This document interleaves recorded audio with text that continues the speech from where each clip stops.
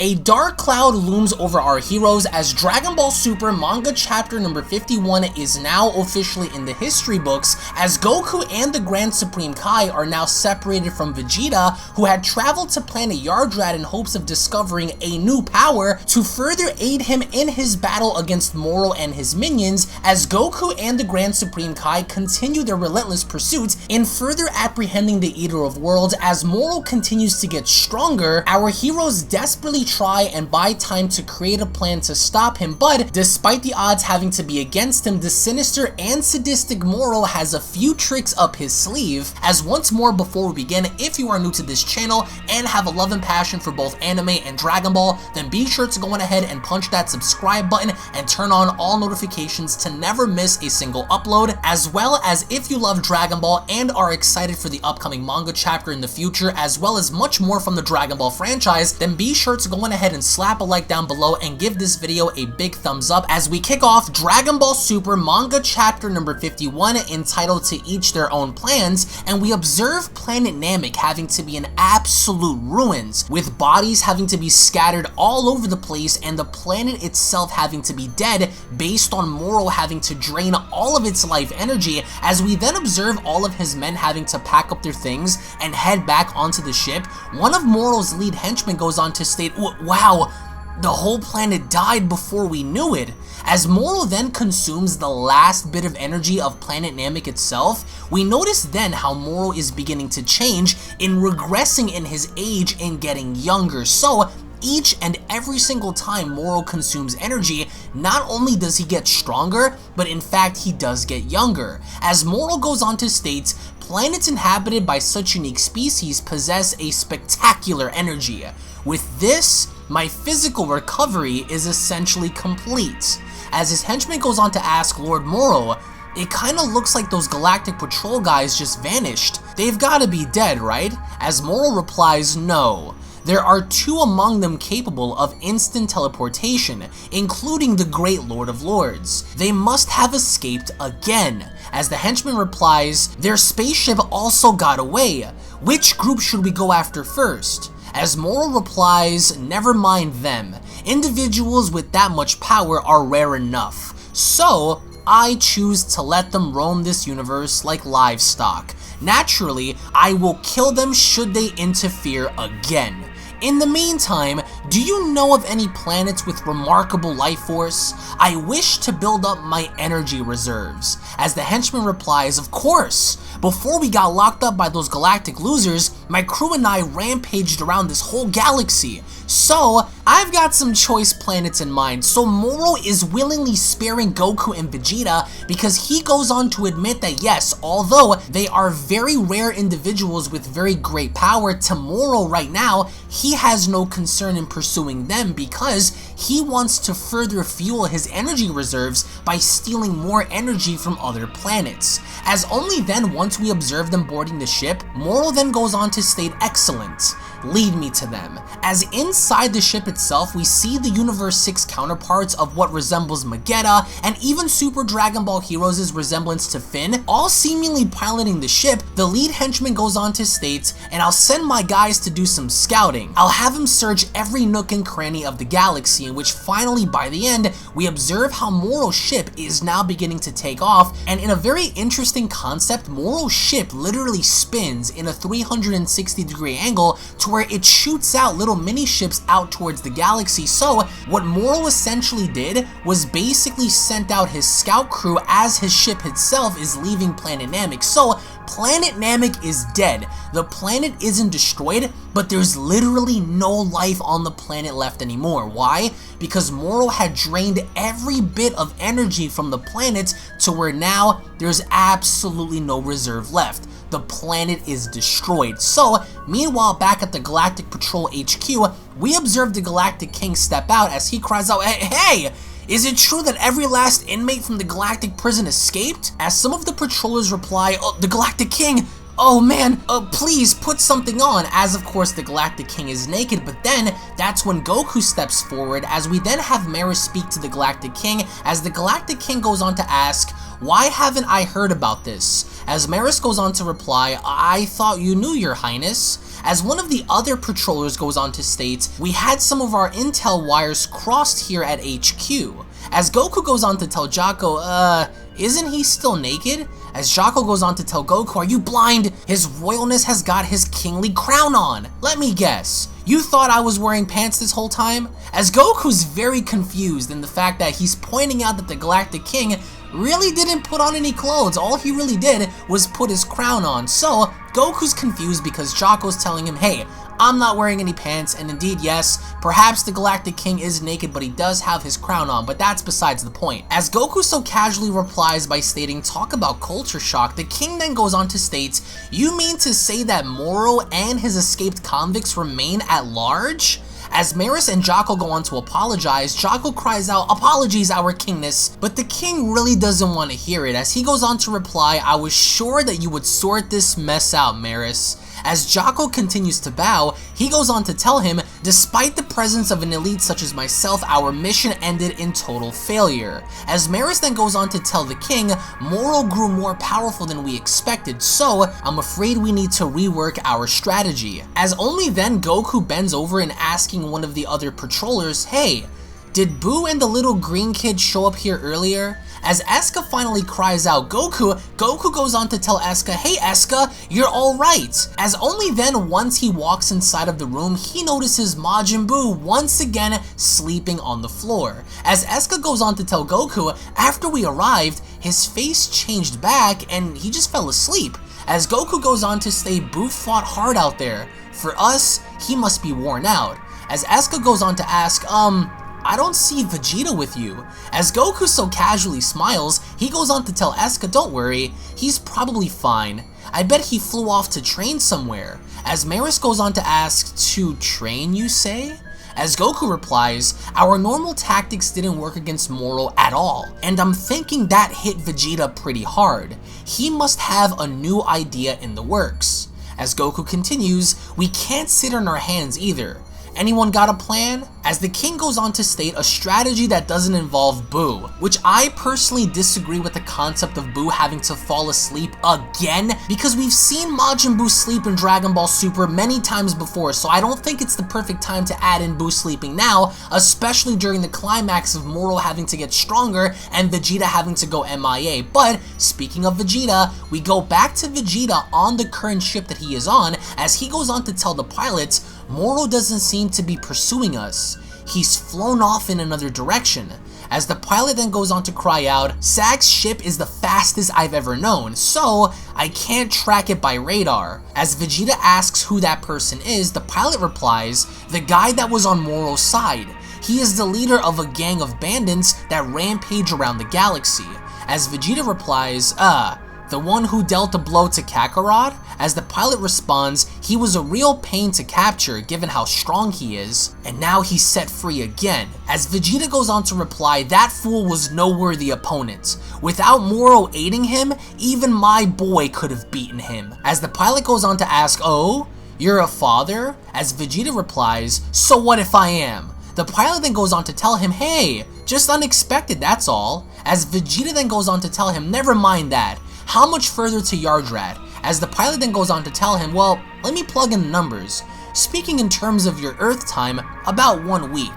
As Vegeta goes on to tell him, alright, I'll be resting in the meantime. So, they are right now currently 1 week away from getting to planet Yardrat. So, it would appear that in the upcoming manga chapter, we are going to have somewhat of a time skip, that being 1 week. And as Vegeta begins to walk away, the pilot then goes on to ask him, what exactly is your plan when we get to Yardrat? As Vegeta replies, the denizens of that planet aren't suited for physical combat, but they employ a number of strange techniques. It's the same tribe that taught Kakarot the instant teleportation. As the pilot states, oh, I see. So you're hoping that the Yardranians know a trick or two that can help you hold your own against Moro? As Vegeta tells him precisely, Though, it's not a strategy I relish, as Vegeta finally walks in the room, so he confirms that he indeed is going to Planet Yardrad to learn a technique. And it's not a technique that Vegeta wants to learn because he just told the pilot that he relishes the idea, he still has to do it anyway. And as he walks inside of his room, the pilot's just wondering what the heck is going on. As Vegeta finally sits on the bed, he goes on to smash his hands together as he goes on to say to himself, I can't afford to be made a fool like that again. I will achieve victory next time, over Moro, over those convicts, and over Kakarot. As the narration goes on to state, a few days passed in the galaxy, as we then go on to observe Moro's men led by Sags invading this planet, as Sags goes on to cry out, come on boys, introduce yourselves. And now we have the Universe 6 counterparts within Universe 7 that resemble Botamo, Hit, Finn, and they show up and it looks like they're killing off a very similar species to that of Pui Pui from Dragon Ball Z, as everyone is getting annihilated because these space pirates show up and the first thing they end up doing is attacking everyone. So this is Planet Zune, and we get to observe how the Pui Pui people, I guess we can call them the Pui Pui people, go on to cry out, whatever happens, we gotta protect the royal treasure. But these bandits don't care. They just swoop right in and they're cutting these dudes apart. So it would appear that maybe Babidi had gone to Planet Zune during the time of Dragon Ball Z to recruit some of these individuals and possessing them to be Majins just like Pui Pui, because you can't sit there and tell me that these dudes don't look like Pui Pui, but they're complete fodder because these prisoners are literally tearing them apart. They're decapitating them, they're blowing holes in their bodies. So the little Finn dude is running around putting in work as he's snapping necks and he's just literally just ripping people apart. So we notice how this individual is swooping in, he's jumping from man to man, and he's very fast, right? Being that he's very small, he looks like a Majin in a way, but not really. He's swooping in, he's cutting everybody apart, so these dudes are not playing. So as soon as this little guy gets to the treasure box, he breaks it open, and inside we have medals, we have crowns, we have treasure, basically treasure. These dudes are literal space pirates, right? They're going around just like Bojack's people were, you know, going around taking stuff, destroying things, and as they open it, the little Finn dude goes on to state, we've hit the jackpot, Sags, this gotta be worth a ton, as Sags goes on to tell him, oh yeah, good work. As one of his minions goes on to tell him, this should be worth anything on this damn planet. As Sags goes on to tell everyone, great, we're pulling out. So they came here, they got their treasure, and now they're leaving. So what I really love is how the giant teddy bear dude is holding the crate. We have other people just dragging the treasure along, but one of the individuals, one of the remaining members that wasn't killed is still alive. And the person that looks like Hit turns around and he uses like these laser beams from his eyes and he just blows this person's head off. And it's really cool because yeah, he does look like Hit, you can't tell me that he doesn't, and I would say it's the Universe 7 parallel to Hit. He has like these little horns, he looks just like him, right? And except he's not. So once he kills this individual, they all end up leaving, but this dude, he's just toasting the bodies. He is just destroying everything. As Sags turns around, he goes on to tell him, cut it out 7-3. The more bodies we rack up, the less energy for Moro to snack on. As 7-3, it appears to be his name, stops, they all finally board the ship. So once they all kneel in front of Moro, they go on to tell him, sorry about the wait, Lord Moro. We've got all of the treasure from this planet. As Moro goes on to tell them, well done. And now, it's meal time. So what Moro ends up doing is taking all of the life energy of the planet. You get to see how the planet is cracking, everything is breaking, all of the life on the planet is gone. And once Moro consumes this energy, one of the actual prisoners goes on to state, no matter how many times I see it, it just sends a chill down my spine watching planets die. So once Moro ends up consuming even more energy, we notice how once again he looks even younger as he goes on to tell them, not a bad planet. As they all go on to tell him, thank you, we snagged the loot, and now you get to chow down on the planets. We make a perfect team, huh? As Moro goes on to tell him, indeed. and you will surely need resources of value once my ideals are realized. As the prisoners go on to tell him, well, snagging valuables is our specialty, so don't worry. As Moro goes on to ask, what is it?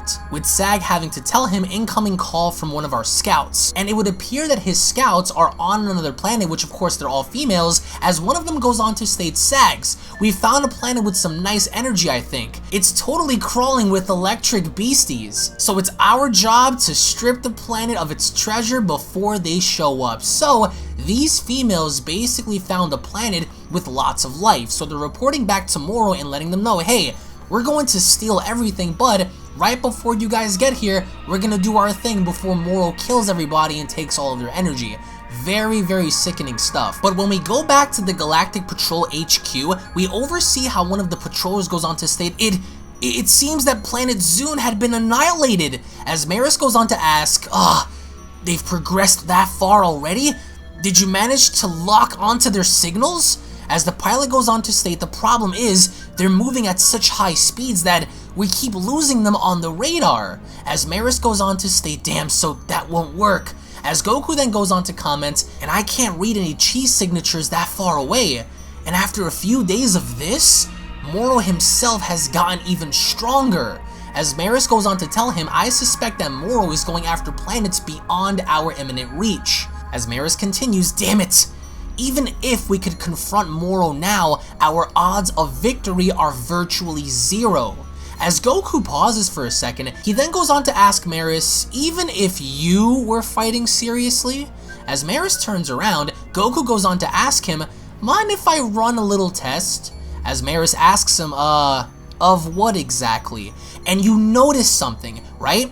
Once Goku's hand literally twitches, Merus immediately notices, right? So Merus is able to even see Goku twitch as Goku throws the first punch. So this is Goku's test. He wants to gauge Merus, and the minute he throws the first punch, everyone's surprised. As Jocko goes on to ask, whoa there Goku, whoa! But Goku isn't stopping. As Jocko goes on to ask, did Agent Merus say something that made you mad? As Goku goes on to state, I threw that punch meaning to connect.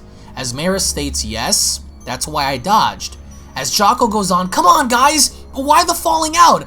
Look, Agent Merus can totally be a snobbish, pretentious, heavy-handed leader, I get it, but he ain't all bad. And look at his face, it's kind of adorable, yeah? The way his, those bangs are chopped off and stuff like that, but Goku disregards him, as he goes on to tell him, I want to get a feel of your true power, Merus. Spar with me.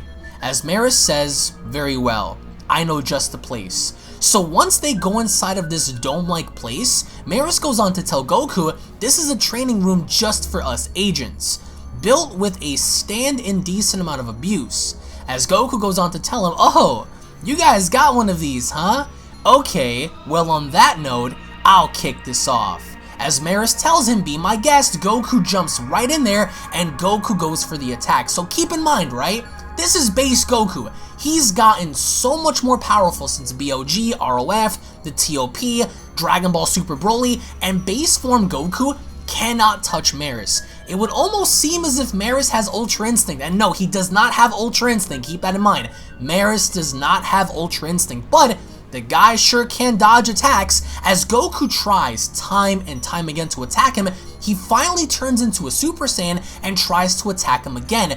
And interestingly enough, when Goku tries to punch him, Merus moves out of the way, he grabs Goku's arm, and he literally spins him in the air. So once Goku goes spinning up in the air, Goku braces himself as he breaks out of it by transforming into a Super Saiyan 3. And once Goku lands on his feet, now we have Super Saiyan 3 Goku versus Merus. Yes, this is Super Saiyan 3 Goku after everything we've seen from Jiren to Broly to Moro till now. So, as Jocko's looking on, he goes on to state, where's the bloodlust? As Eska goes on to tell him Goku's just testing Merus' power.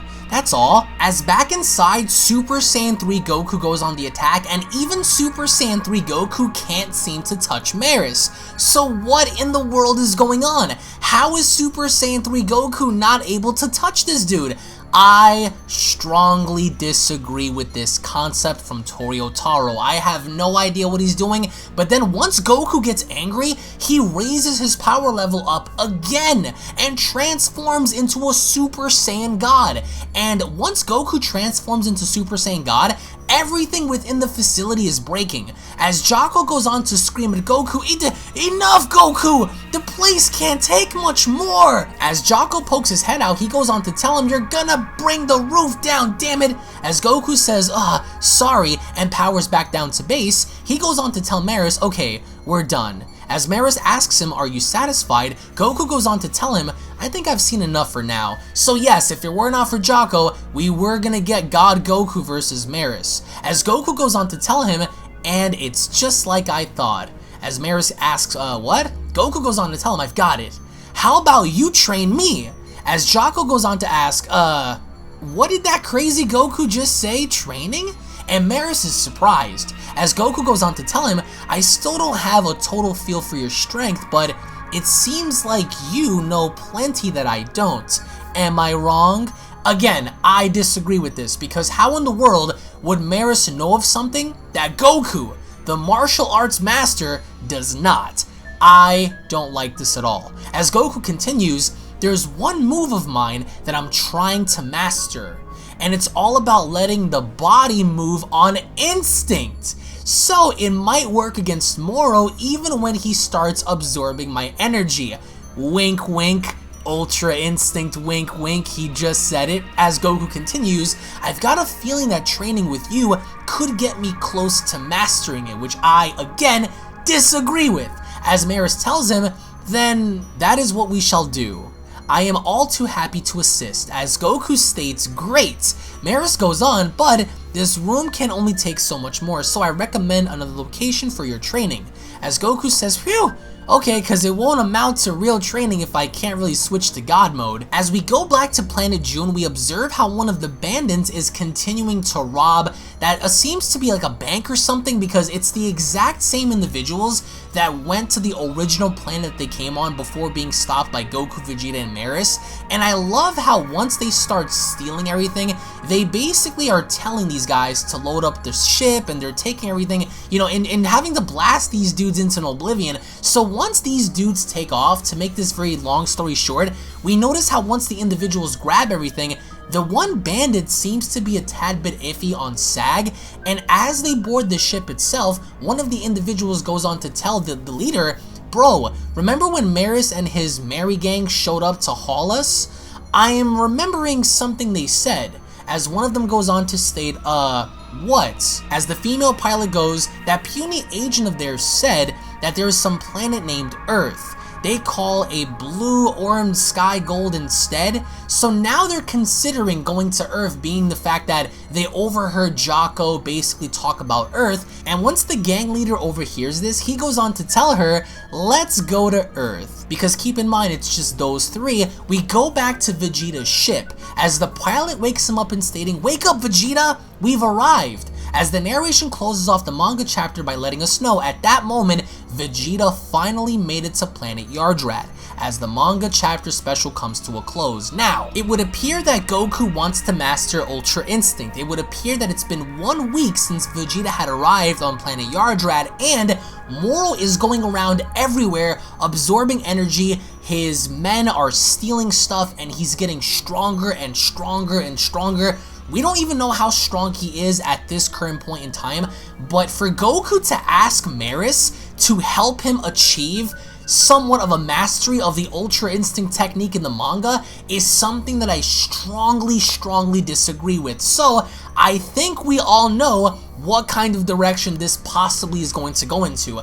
We might see the return of Ultra Instinct in the manga, especially if Goku wants to master it now. Although Vegeta did state that he wants to be the one to put Moro down, and his, convicts as well. I really wasn't feeling this manga chapter as much because, although I love the space burglary kind of thing, they're going around stealing stuff, being thieves, wrecking everything, I hated the fact that Goku had to push himself against Merus. That's just me, but I want to get your thoughts in the comment section below. Is Goku going to use Mastered UI? Is he going to get UI Omen? Is Vegeta going to be the victor of the story? I want to get your thoughts in the comment section below, guys. Thank you all so much for watching once more. If, of course, you guys are new to the channel, don't forget to smash that subscribe button, guys, and turn on all notifications to never miss a single upload. Again, give this video a big fat thumbs up by slapping that like button down below. Tune back in for the next video, and I'll be seeing you all down in the comment section below. Have a great day, guys. Peace! This is the Galactic Emperor of the Universe, and of course I'm here to tell you to subscribe to UnrealEntGaming. Also follow UnrealEntGaming on these social media platforms to stay connected at all times. And if you don't, then very soon you will all be dead! Oh, did someone say UnrealEntGaming? Oh my god. The fuck's up? Put on some clothes! Well, why don't you put on any clothes? What? I don't need clothes, but Jesus Christ, that's huge! What, Broly? Freezer. Uh-oh. Prepare to die!